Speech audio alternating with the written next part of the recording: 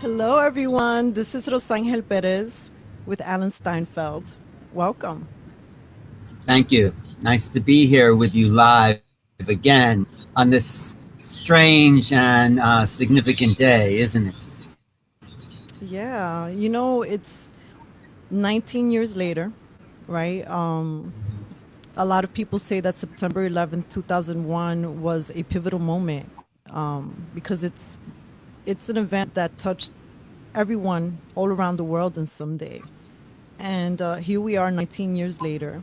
And we wanted to take a moment as two New Yorkers who are active in the metaphysical consciousness community, not only to offer our perspectives about what we've learned, what we have experienced, but also sort of like to tie it into what this means for today and what we're learning this year of 2020, which is one of those worldwide events that's definitely affecting all of us in some way. Right. I always think it's interesting these moments where it seems metaphysically that the timeline splits, right? Did you lose my picture? But the timeline splits. So we're like going along in a certain way, and boom, something happens on 9/11, or going back in history, the JFK assassination, in 1973. People know exactly where they are at those moments when everything changes. But this is sort of different because this crisis, this virus, whatever it is, has been like a long moment of realization where boom, now the world is different. And I think that makes even more of a significant change because it's kind of like a rolling transformation. Does that make sense?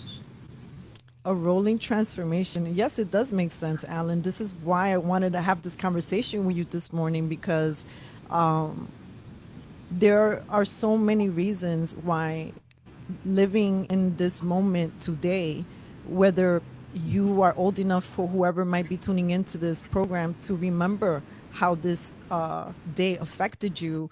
Right now, together, we're just in this experience where we can't deny that we're experiencing a lot of the same things all over the world.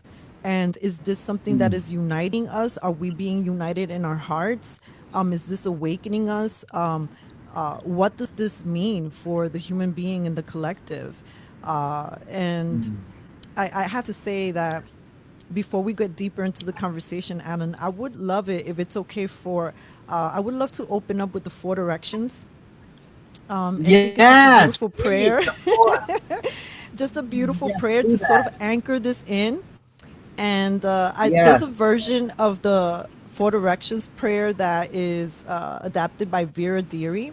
And I'm going to say, instead of I'm going to say it is we, so that we can move into this beautiful conversation and this with our hearts unified. So ready, Yes. everyone, I'll invite you to sort of, to get centered. Let's take a deep breath in through our nose and exhale. And I want to offer the gift of chimes. I think that these sounds are very soothing to the soul, to the heart, to the body.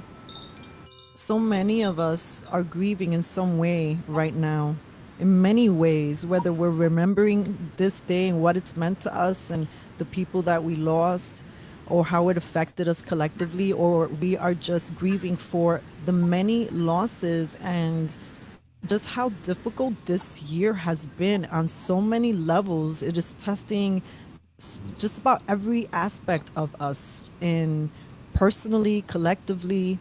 And so I'm inviting all of you who are tuning in to sort of like join us in this beautiful circle that we can sort of tap into, because we are beautiful multidimensional beings and we can definitely tune into this frequency that we're creating together. So I'm inviting you, Creator, it is we. Thank you for today's sunrise, for the breath of life within us. and for all of your creations. Creator, hear our prayers and honor our prayers. As the day begins with the rising sun, we ask, Spirit Keeper of the East, Brother Eagle, be with us. Fly high as you carry our prayers to the Creator. May we have eyes as sharp as yours so we are able to see truth and hope on the path we have chosen. Please guide our steps and give us courage to walk the circle of life with honesty and dignity. Spirit Keeper of the South, Wolf, ooh, be with us. Help us to remember to love and feel compassion for all mankind. Help us to walk our path with joy and love for ourselves and for others, for the four-legged, the winged ones, the plants, and all creation upon Mother Earth. Show us that it is right for us to make decisions with our hearts, even if at times our hearts become hurt. Help us grow and nurture our self-worth in all ways. Spirit Keeper of the West, Brown Bear, be with us. Bring healing to the people we love and to myself. Bring into balance the physical, mental, spiritual, so we are able to know our place on this earth in life and in death.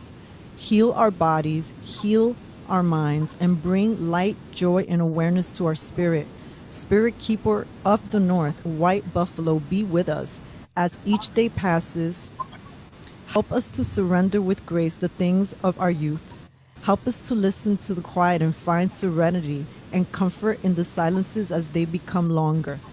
Give me wisdom so we are able to make wise choices in all things which are put in front of us. And when time for us to change the of worlds has come, let us go peacefully, without regrets, for the things we neglected to do as we walked along our path. Mother Earth, thank you for your beauty and for everything you have given us. Remind me to never take from you.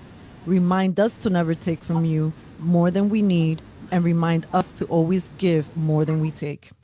Aho, Ashe, Wepa. Wow, nice. You know, if we all did a four direction path prayer, we would see there were no borders. I mean, you know, the east doesn't end anywhere, or the west or the north. It's one planet, and you know, the whole idea of this boundary is such an artificial creation on planet Earth. I think the virus is showing us that there are no borders really for the human race, and I think part of this is that we haven't. This is a little bit of a criticism, judgment. We really didn't learn the lessons of 9/11. We went to war instead of to peace, and that just kind of disrupted the whole world. I mean, we're still feeling the ramifications of our response, whatever our is, to that. I mean, I think we can do something different now with this crisis. I think we can come together. I mean, it's the hope anyway that we can live differently as a planetary race of human beings that don't have these artificial borders. I mean, countries, I mean, that's all political manipulations. I mean, I believe in cultures, the uniqueness of different cultures, but, you know, crossing a line or this, obviously the virus didn't listen to the ideas of borders, because here we are in a worldwide situation, and we're all in this together, really. That's the big lesson here. So it's no us against them. It's no Right. blame. It's you know, we're here to help each other. So that's so important about this time, don't you think? Absolutely. You know, some of the things that I reflect upon when it comes to just these times and ever since 9/11, which I have to say for many of us, it was a turning point where whether we wanted to or not, it was a wake up call, as you said. And for some of us, it was a wake up call in a way where we started exploring deeper the journey of self. I know for me, it woke me up from being in a little bubble experience which is a little bit of a paradox because I grew up in an environment where the streets were rough. You know, there was gang banging and daily shootouts and prostitution and drug dealing. And yet there was this very naive aspect of me that was going to work, you know, doing her daily routine. And I remember on that particular day, I was doing my daily routine. I got stuck in Penn Station. I didn't know what was going on. And in those days, I was working for VH1. And talk about like being so clueless that I I'm like, what's going on? I walked into the the place to get my daily buttered roll, and that was when I first heard, hey, there was an airplane that struck one of the buildings, and nobody thought anything of it because we thought it was like a tiny little thing, and we were like, oh my god, like something's always happening in New York City. And all of a sudden, as the day progresses and we all witness the towers fall, it was like a moment of disbelief, right? Where is this TV? Is this like, you know, you're watching a bad movie, or did this really happen? And as the day progressed, and obviously the months and years, and you start collecting stories from other people, you hear how many people were affected from that same event, whether they saw it on TV, whether they were a police officer who was the first to respond on the site because they were the first precinct there, or the firefighters. And for us, I think that those of us who were in the city, we got not only so many different perspectives, but also a knowing that we were all in this together, and we all needed each other, and we needed to depend on all aspects of whatever, the police force, the firefighters, the neighbors, the goodwill of people to get us through this time. And what I think, at least temporarily, is softened our hearts. I remember being on an LIRR and looking at what the remnants of smoke that just kept just burning right after, and how eerie that felt and smelled, and the mourning collectively that you felt in that car, that train car that days before was just hustling and bustling and just very active, go go go mode, and all of a sudden we're in this stillness, right? So here we are, 2020, and life has forced us into a stillness of sorts in a very different way. And some people have been comparing this time to, hey, this is like another version of 9/11, and I want to sort of explore that with you. It totally is.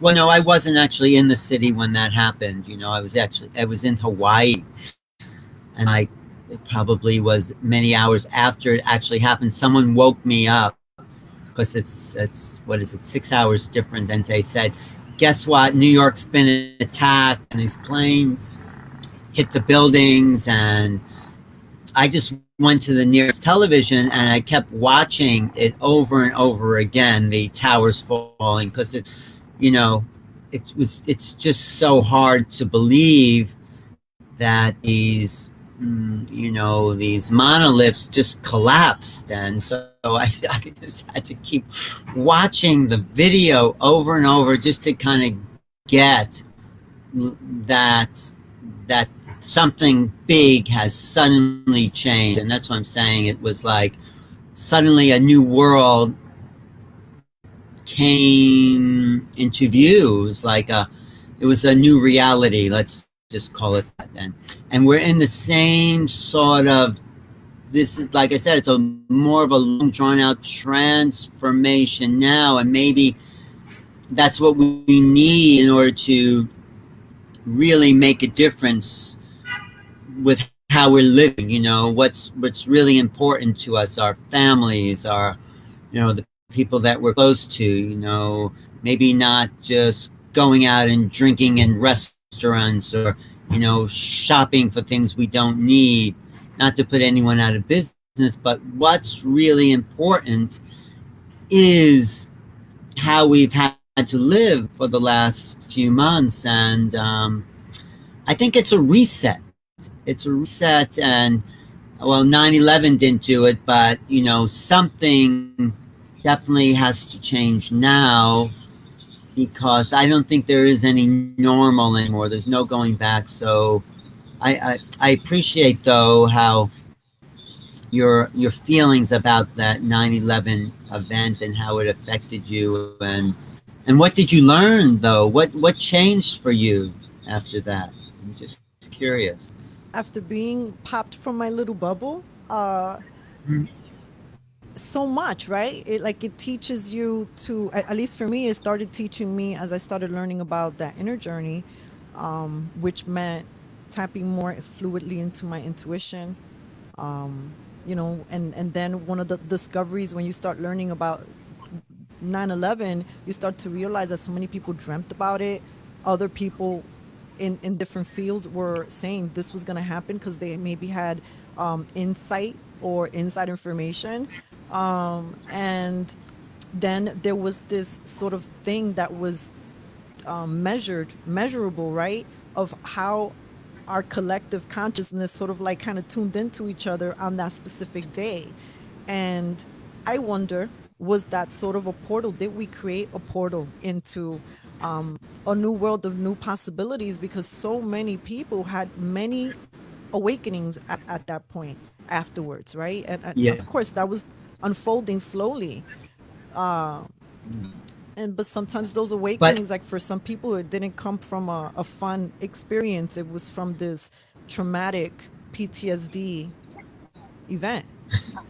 right, there's it's still happening. I just got a picture from a friend who showed me a scene that's happening right now in San Francisco with the fires burning all through California.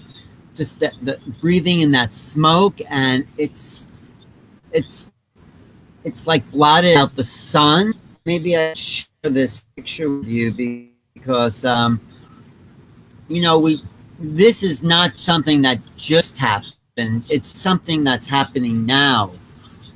Climate change is real. I mean, taking action on, like, how whether it works or not, everyone's supposed to wear a mask to make themselves safe from others. I don't know if I believe that, but at least it's sort of the idea.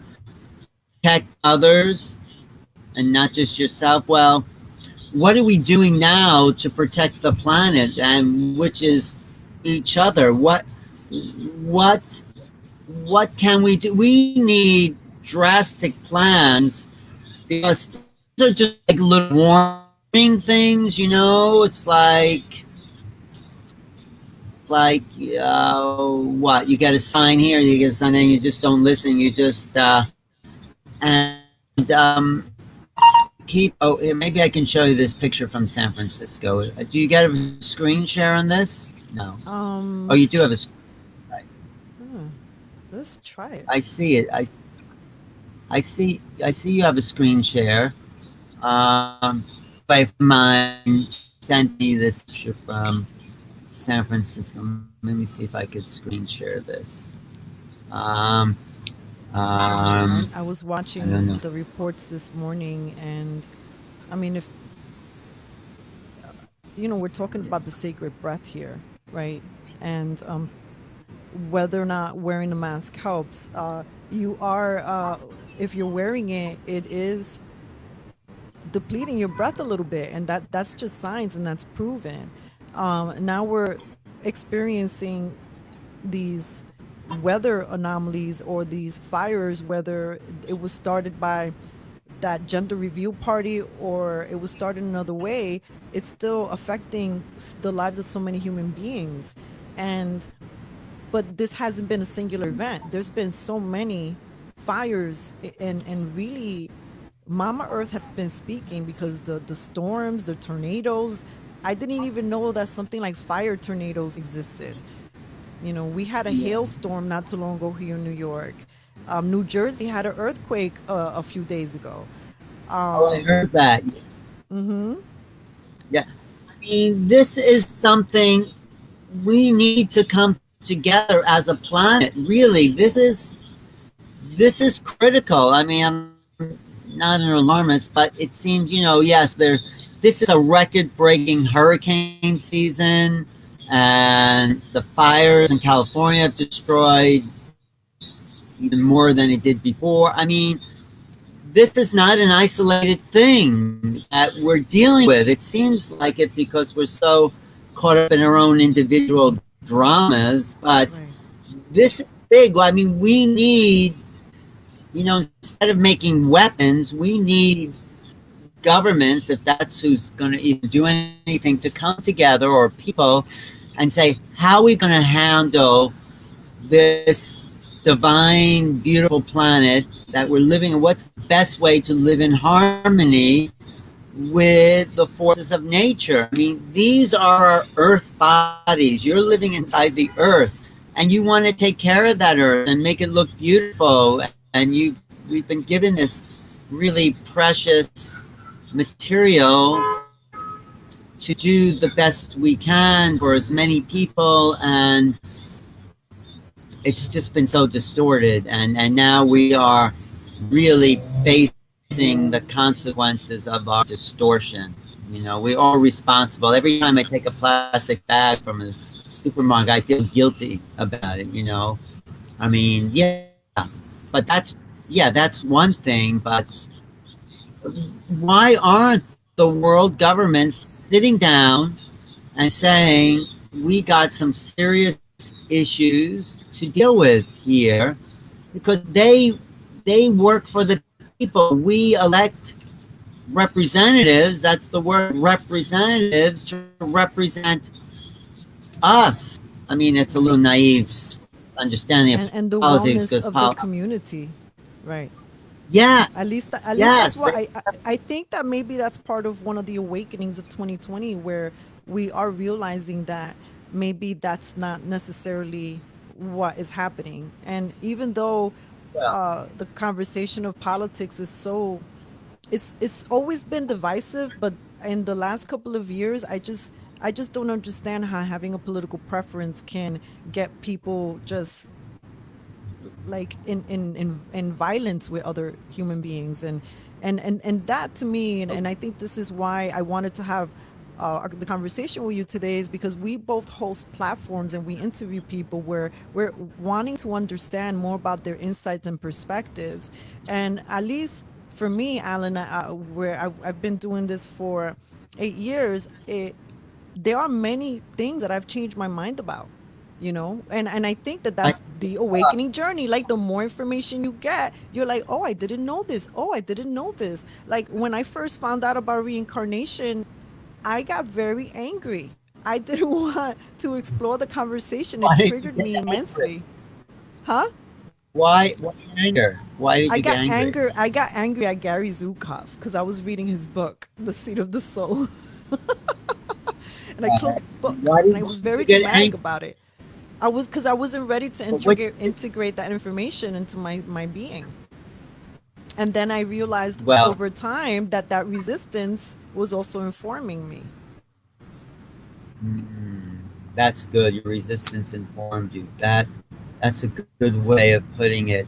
But you're right. It is not a political situation, environmental change. This is not about politics. This is about coming together as the caretakers of the earth and seeing what's the best way to live in harmony. I mean, I don't know where politics even fits into that. It's a global problem, and you ever, of course, you've looked at the Earth from the moon, that famous shot. It's like, one of the astronauts said, "We didn't come here to look at the moon. We came here to look back at the Earth." Mm, And so I love that. I think, yes, it's very emotional that this is something that is so precious, and life itself and the animals and everything, that there could be a plan to make it all work. I really think I it's believe possible. that. I think my divine inner child really truly believes that. And I don't feel that it's a naive way of thinking. I understand the reality of the world we're in. but but the potential, right? When I look, when I walk down the block and maybe I see something, I'm like, wow, if like all the recipe for everything we need to do is right here, right? It's within us. It's within our resources. and and what has happened, we are so afraid of each other, right? And not Even all of more us, so but there's, now. but we're so afraid of each other. We're afraid to build with one another. And these days, the media, specifically number one, mainstream media, they're doing a great number in playing dividing games, just as they did in 9/11, where anyone who had the Middle Eastern, Arabic, Indian look, even if you're any brown skin, because every single time I was traveling during those years, I was always getting pulled out, right? I would get Oh, really? singled out in the street. People would yell expletives at me because they thought that, it's part of the programming that we receive from media, and all of a sudden people are singling you out because they think that you're part of this guilty group. And in these days, and I'm quote unquote guilty group, right? Because that's a story that they told us. And I'm like, just because there's bad apples in every culture, in every and every even holy place, which is what I tell people, that sometimes even in the metaphysical communities, I've met the biggest dirtbags than in corporate. Like, and what does that tell you? How does that inform you? It informs you that every place has great people, people that are don't have the best intentions, and maybe it's because they don't know any better, or they've never met anyone that had great intentions. And so as we're moving through this world, I know that it's a lot easier to be in judgment, and we think just because we see 5-minute blurb that we know everything. But life is asking us to be a little bit more compassionate.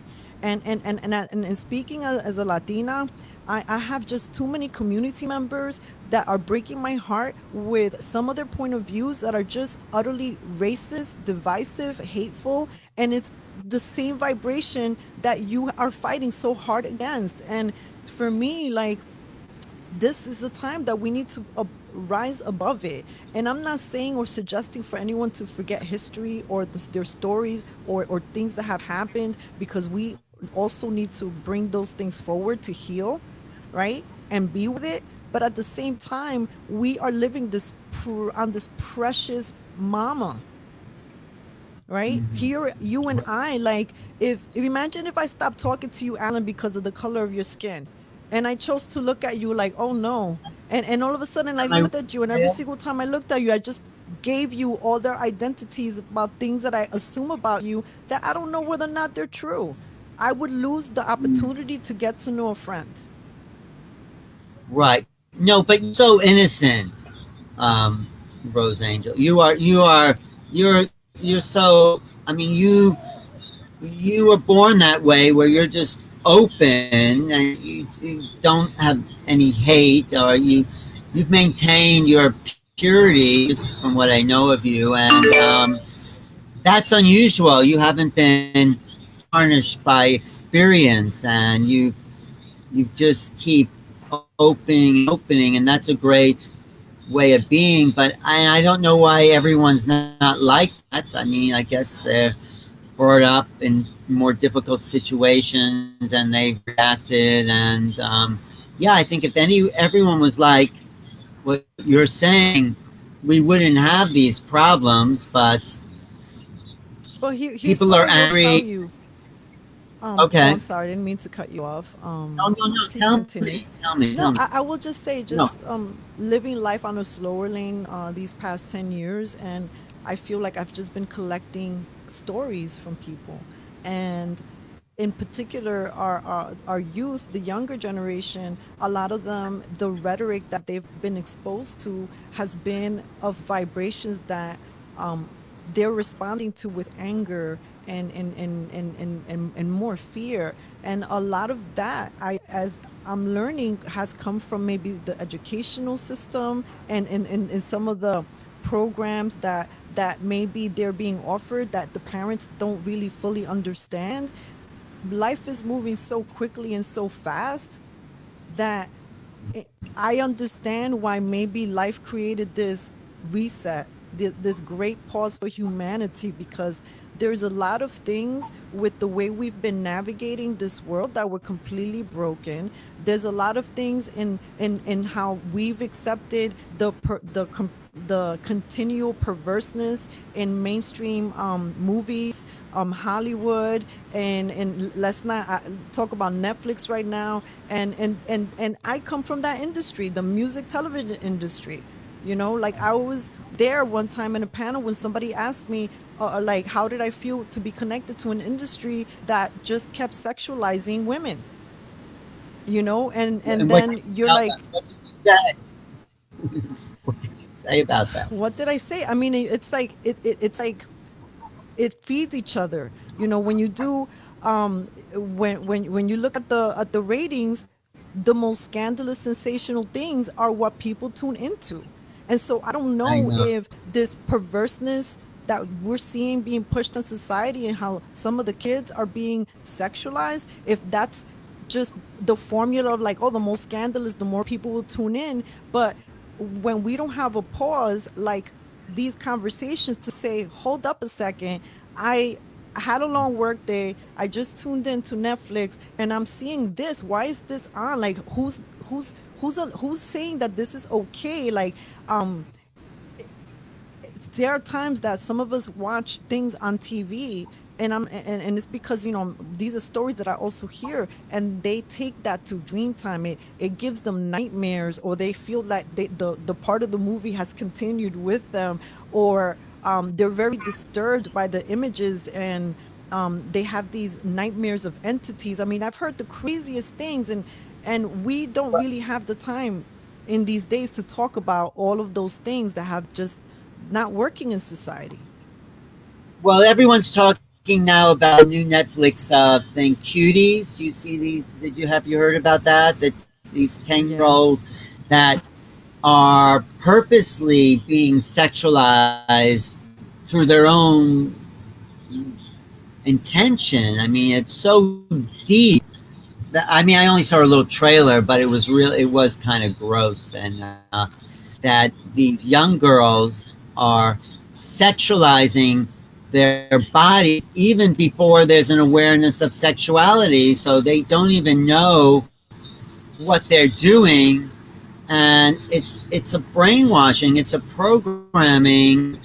I think, who knows, from higher negative entities or something.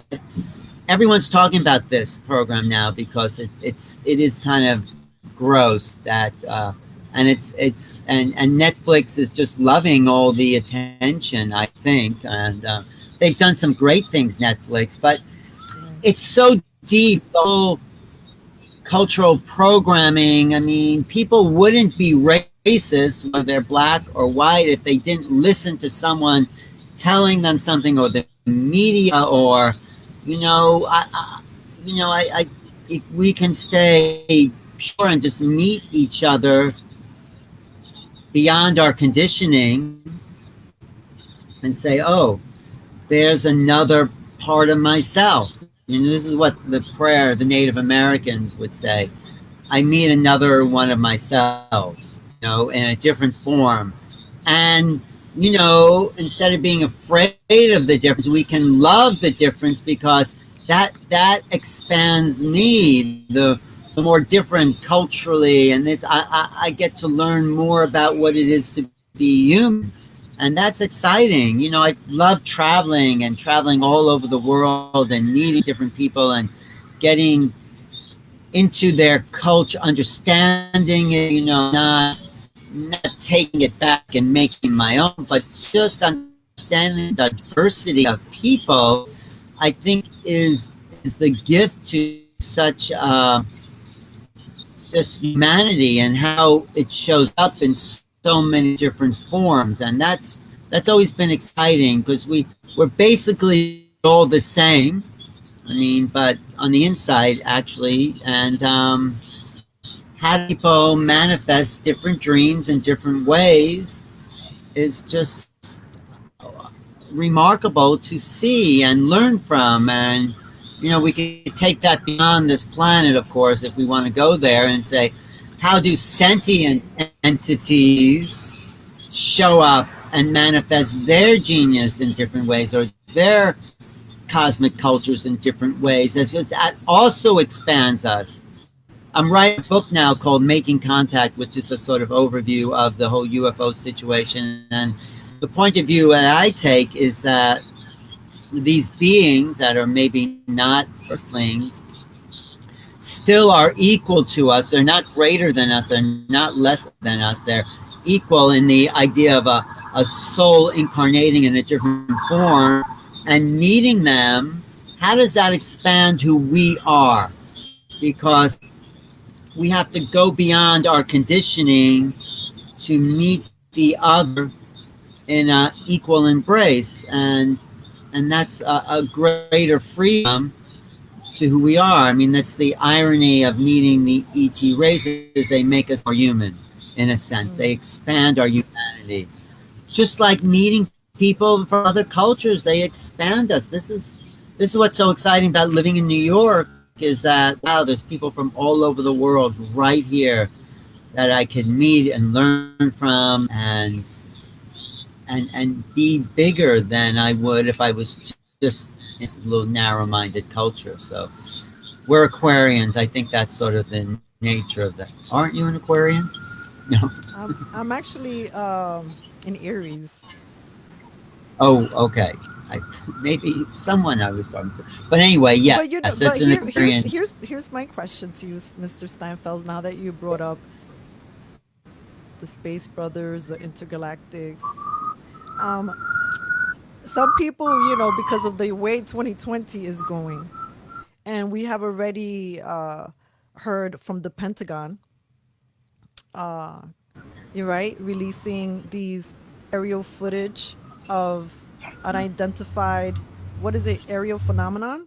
And is that the correct terminology? Yeah, UAP, they rebranded UFO, right, because the UFO brand wasn't working so well for people, so they rebranded. Yes, so they're calling them UAPs. Yes, unidentified aerial phenomena.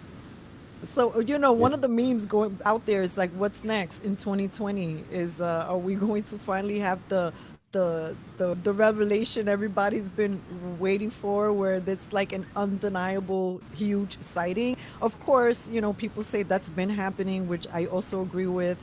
And I actually had my own sighting late December last year, which I thought was fascinating. But you were going to ask me a question. So, go ahead. No, go ahead. My question was like, do you think that we'll see an unveiling of the real beings, not just maybe, I don't know, because some people say some of these technologies the government owns, so that's why it's sort of like up in the air. So beyond technology, do you think we'll see proof of intelligent life? I mean, beyond our intelligence. I mean, yeah, it's no, hard this to talk about the subject because it's intra, extra. No, it's all part of everything. I mean, partly my belief, they're waiting for us to come together as one planet if we're really going to meet another race of beings.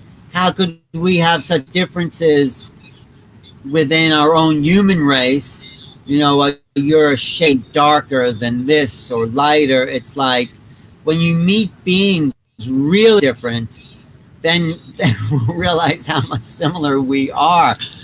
But the idea is we have to just embrace the other, because these beings, in my opinion, not coming here to take over the planet or to control us or to have us worship them, or if they wanted to do that, that would have already happened. They're here to slowly interface with our world so we can grow up and then be responsible beings for, like, again, this planet that we've been given. If we can't be responsible for the piece of land we've been, we're going to go get bigger, like to meet the cosmos.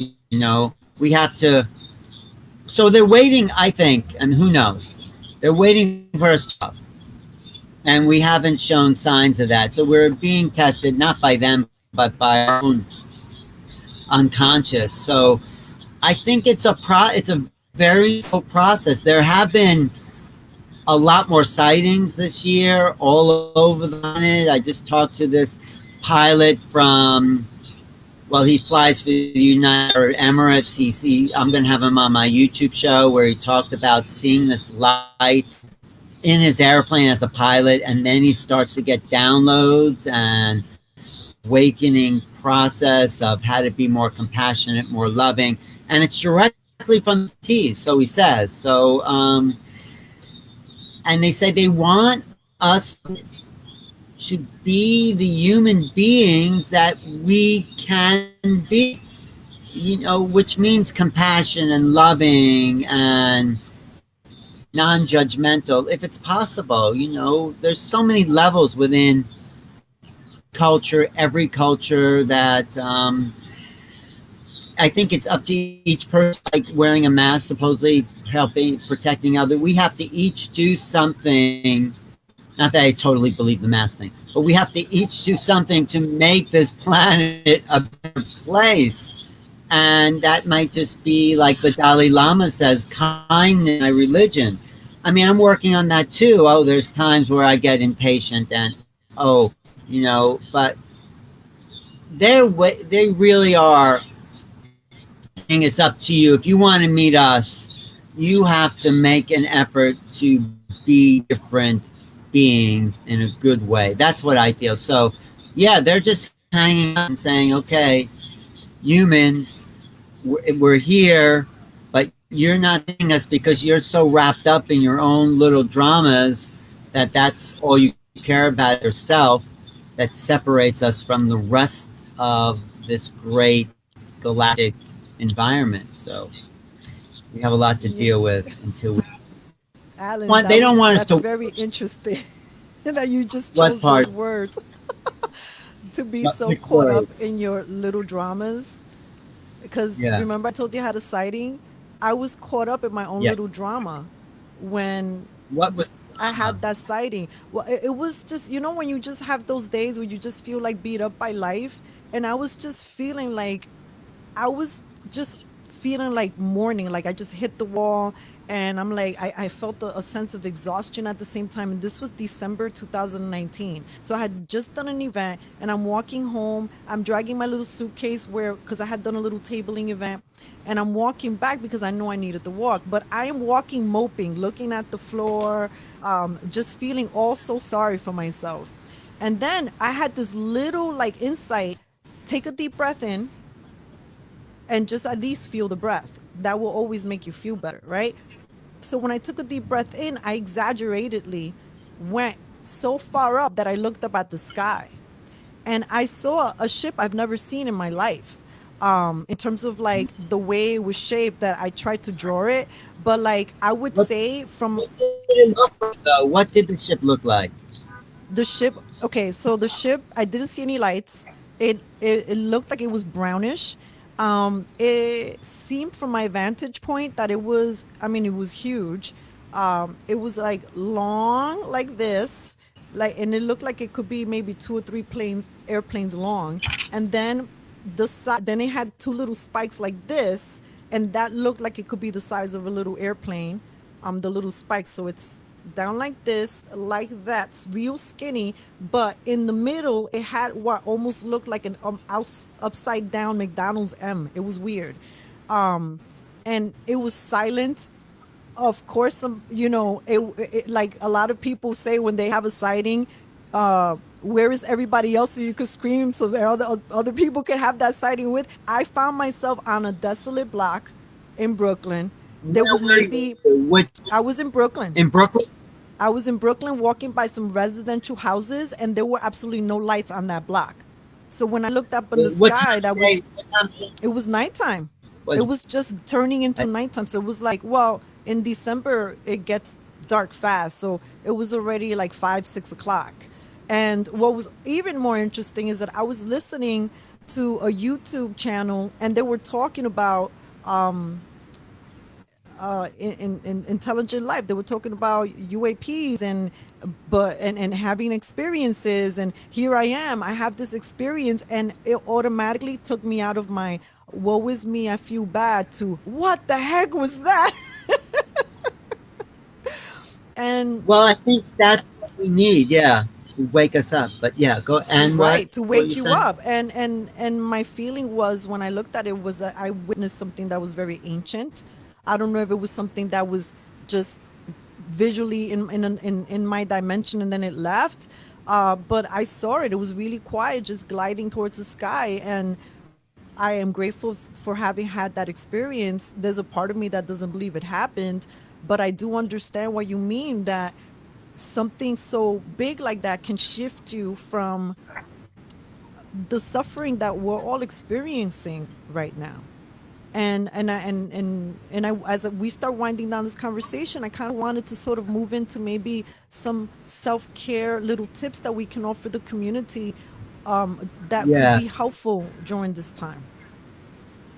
Well, just one thing. You're right. They're here to wake up, but they're not here to save us from ourselves. Everyone fears the aliens, but I think fearing people, is a wise. I mean, that's the problem, really, is each other. If we can find the compassion in ourselves for each other and emanate love, see each other as perfect and divine, that's self-care, but it's also care for the others. So if we can all come to a place where no one is greater than us, including the ETs, or no one is less than us, including the homeless person on the street, who knows the awful situations that person's been in. If we don't judge, and it's not easy because we're so insecure as human beings that we always want to make ourselves feel better by judging others, like somehow has some warped psychology. But we can get over that. We actually make ourselves feel better by loving and honoring the other. So we have to just change the way we think, and the self-care becomes, care for the others, and it just builds a new society. And this is what this time is about. How are we going to live differently? Each of us. It's up to each of us. There's no politician, no political party, no, dogma or television show. It's really each person needs to be responsible and pure, like you, Rosangel. Eh, this reminds me of a quote by that's been interpreted by Rumi. It says, "Yesterday I was clever, so I wanted to change the world. Today I am wise, so I'm changing myself." That's what it just reminded me, what you Yes. said. Oh, I have a book I was going to actually read some. Yes, yes, please so. And another quote that Uh, I wanted to offer was, "The wound is the place where light enters you." the womb is where a place where The light wound, the enters. wound, the The wound womb. is a place where I'll read. light enters you. Um, Here, I'll read this one. There is a community of spirit. Join it and feel the delight, walking in the noisy street and being the noise. Drink all your passions and be a disgrace. Close both eyes to see with the other eye. Open your hands if you want to be held, and sit down in this circle. Quit acting like a wolf and feel the shepherd whose loving fills you up. At night, you watch wanderers, but don't accept consolations. Close your mouth against food and taste the lover's mouth in yours. But you moan, she left me, he left me. Don't worry, more will come. Be empty of worrying. Think of who created thoughts. Why do you stay in your prison when the door to the prison is wide open? move outside the tangle of fear thinking and live in silence. Flow down and down, always widening circles of being. Room. Mm. We were on Anyway, the Rumi page today, huh? well, Ruthie is the best-selling poet in America. This Muslim from the 12th century is the best-selling poet in America. Although he transcended his religion, he became, when you wake up, when you would become an enlightened being, you trend all your programming and you talk directly to the spirit of other people, and that's what I think Rumi did. He uses these stories of his tradition, but he uses it to show that we're more than that. That the spirit is always with us, and so I appreciate what you're doing to remind us too about that. Thank you, Alan. I'm so excited that we were able to come together and have this beautiful brotherly chat on September But 11, before we 2020. go, yeah, no, before we go, I just want to ask you. So here we are, the 19th anniversary of this time, and we're in this crisis now. But what do you feel? Are things changing, or are they not? I don't know. I only know my little window. But what do you think? I mean, I think that when you have a worldwide sit down like this one, that there are so many human beings that are really truly awakening. And maybe this is why we're seeing so much of the contrary in mainstream media because they benefit from keeping us in that divided state. And this is what I tell people like, yeah, they will offer us information, but at the same time, it's a business and they're there to, for the ratings. And sometimes when you are in a field where you're just thinking about ratings, sometimes because I say this because I was there. There were times where I was there with a camera crew and people will forget their morals a little bit just to get the better shot, just to get the story. And I'm like, we're potentially affecting somebody's lives by the way we cover them, by the way we tell the story. And I think this is why I'm so passionate about being an independent voice, whether or not I have Well, one or did you two, feel three you people listen. compromised yourself? Did you Huh? feel you had to compromise yourself in those situations, or Um, was and when in the specific situations, I would be always very vocal about like, hey, I don't think that's a good idea. Like, that's not what we signed up for. Or sometimes there were times when we were interviewing someone who was just about to share the biggest secret with the camera crew. And I would tell them, I know it's just us. And I know this wasn't things that I was supposed to do. I would have probably gotten fired. But I'm like, I know it's just us. But the moment you start saying everything you're saying and sharing with the world your confession, millions of people are going to watch this. And are you going to be okay with how that information is received? And so I've always been very mindful that's so of the good. message That that is gets why. communicated. That's why you And can maintain your integrity. Thank you. Thank you for oh, doing that. thank you. You're very welcome. I think this is why to me independent content creators like us, like your platform, New Realities, that guys, if you haven't visited New Realities at YouTube channel and newrealities.com, like Alan Steinfeld has interviewed many of the most wisest, brightest, most interesting minds from all parts of the world, right? And that's what I appreciate about you, Alan, that you are always very curious and you're always wanting to learn more about others. And never in an interview that I've ever witnessed, you've never made anybody feel less than. You always regard No, everyone I'm here to learn. that Thank you you are for saying that. interviewing. No, I'm here to learn from somebody. I'm not here to judge. It's like if I invite someone on the show, it's because they have something to teach me. That's what I feel. And So I credit you thank with being one of my teachers. When I was fresh into my awakening, and I was like had practiced my awakening story, and you were looking at me like, "But let's have another story.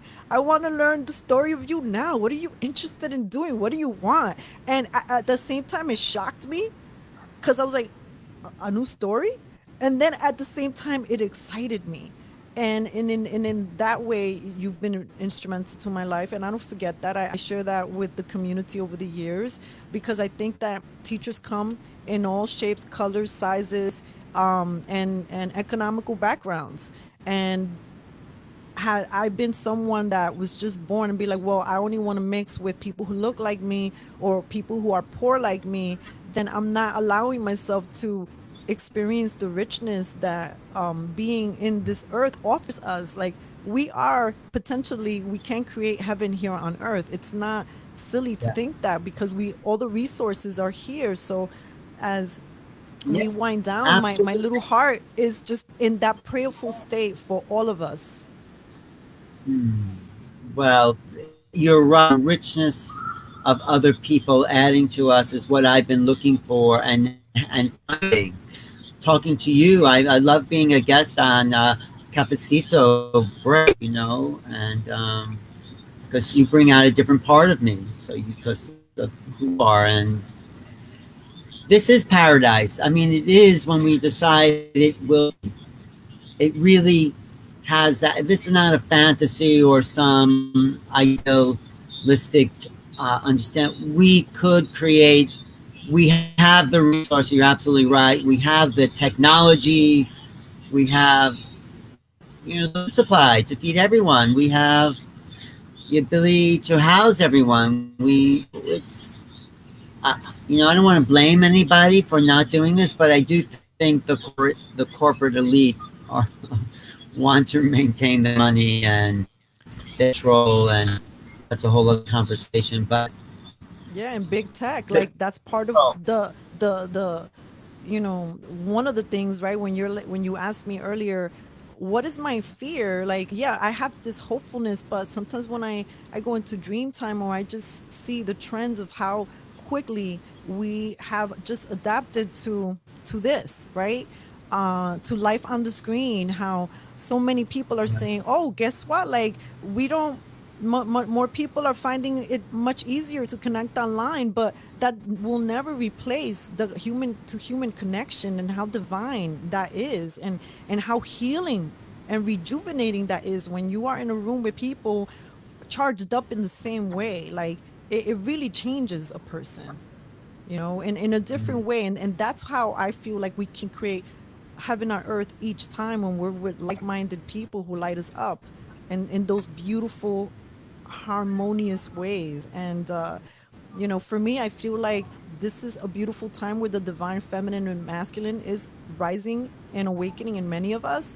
And we're seeing aspects of lots of different lenses of femininity and masculinity playing out in real time. And some of those things don't work anymore, and some of those things will never be gotten rid of, because the natural is all of those frequencies, right? Some of the, like, some people are afraid of people who are get angry, but that's within us for something that, it's meant to, if it's used wisely and not in a hurtful way, it can serve its purpose. So I like to just remind people, embrace all of the beautiful natural currents that you are, and just remember, we're in a human school, and we're doing our best every day.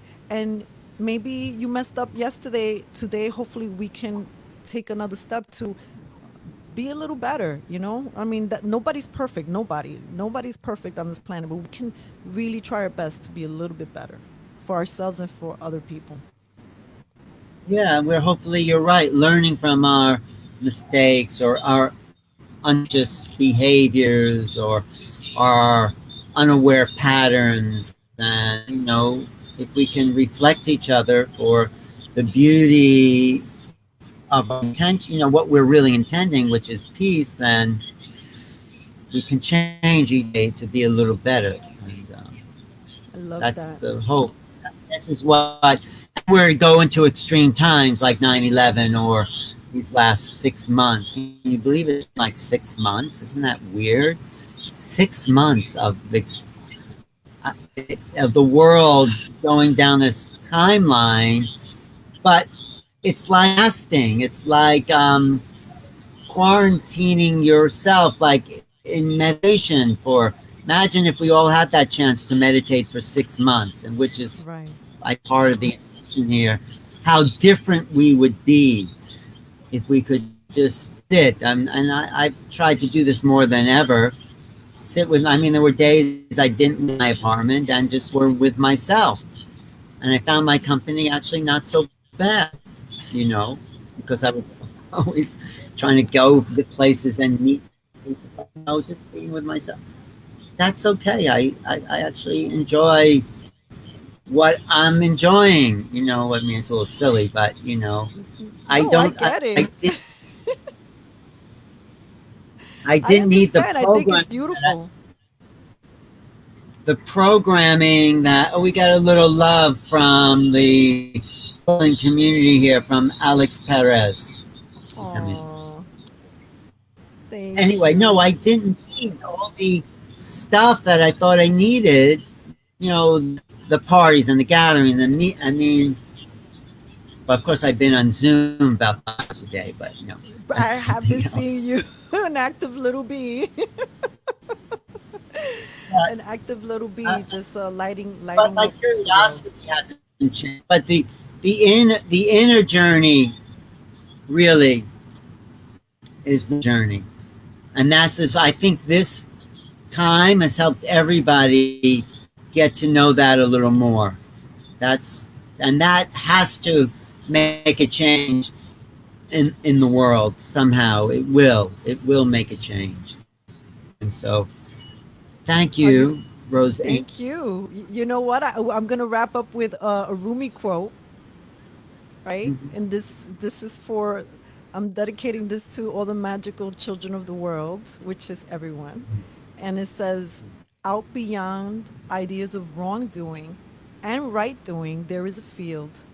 I will meet you there, where the soul lies down in that grass and the world is too full to talk about." Rumi.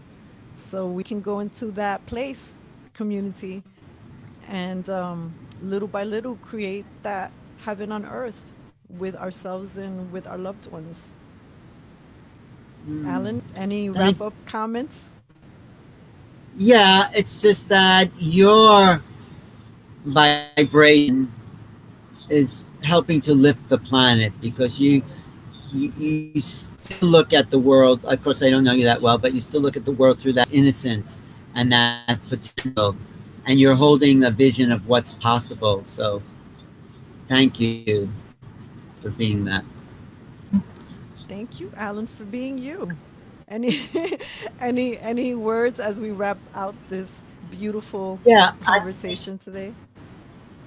I think we just have to. I know it's 6 feet apart, but embrace people. Look at them as if because they are divine with the eyes of the divine, looking at the divine, whatever divine means to you. Look at them as eternal, forever being on the path, like you said, the schoolhouse earth, and they're learning the lesson. They're throwing hate at you, or what?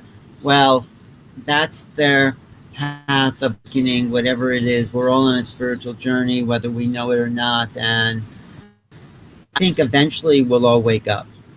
And, it may take people more or less time, but we're here to awaken to that love that we are. We're discovering it every day in ourselves. And, that's we do what we do to help discover more of it in each other, in ourselves, in the world. It's not about knowledge, it's about wisdom. So Well said. I love that. Thank you. Thank you for sharing this time with us. I know you are always busy doing these kind of things, and I was just like, I'm just gonna take that chance to see if we could uh have this I'm conversation always with me. here. No, I'm always here. Anything to talk for. No, seriously, because you Thank you. remind me of who my of. Thank you. And in community, I know that these days are hard. I just really am grateful that you joined us for this conversation and this chat, even if you're going to check it out after its recording. But I think that if you sit through or if you sat through this whole conversation, you could kind of feel what happens when we have a kind of conversation like the one Alan and I just had. It's a conversation that helps activate us, because I have to say that I feel different than when I started the conversation with Alan. I feel more alert. I feel more Really? excited. I feel more What's the vibrant. difference? I feel Oh, more alert, more vibrant, more just like happy, right? And I think is partly that we could have, even if we are having a conversation about what this day is, and this life, and those aspects are difficult, the the respect that we have for each other and the divinity that we see in each other anchors that beauty. And I hope that everyone who's listening has been able to connect with it. Thank you, thank everyone. you. Namaste, bendiciones, wepa. You remember what we say, cafecito break. Do what you can, what you have, to take you to the next level and make it wepa. Bye, everyone. Thank you, Alan. Thanks for bringing this to your beautiful community. Thanks. People, Anytime. yes, thank you. Bye, People can everyone. find me at com/new realities. Yes, youtube.com/new realities is where you could find Alan Steinfeld, and newrealities.com, or you could just Google New Realities and the YouTube channel will come up. I definitely advise all of you to subscribe to that channel, because there is a lot of wisdom in those interviews, and I often like to go check them out. Like the Bashar interview And is one of look my for my book. favorites. Oh, yes, in Who your is? book. Which Can you? Bashar is one of my favorite okay, interviews. that's got 500,000 views. And my book is coming out next year, which is a collection of essays by people I feel are the leading thinkers in the UFO field: Linda Moulton Howe, Whitley Strieber. I even got an essay on Max Estate, and they let me publish that. So, the real leaders. Who else? Grant Cameron, if you know him. Mary Rodwell. I think you saw her. Yeah. Anyway, these are, I think, it's called Making Contact, which is like, how are we going to change the world by opening up to the idea that we are being contacted, like right now, all the time. We just have to open our minds to these new realities. So that's what I'm Ooh, doing. that sounds like another conversation with Alan is coming up. Thank you. So I'm gonna be bugging you when you get closer to that release date. Don't, you're not bugging me though, please. It's not that language. No, we're Naughty, working naughty. together on this. All right, you got it. Yes. Muchas Okay. gracias. Gracias. Ciao. Bendiciones, everybody.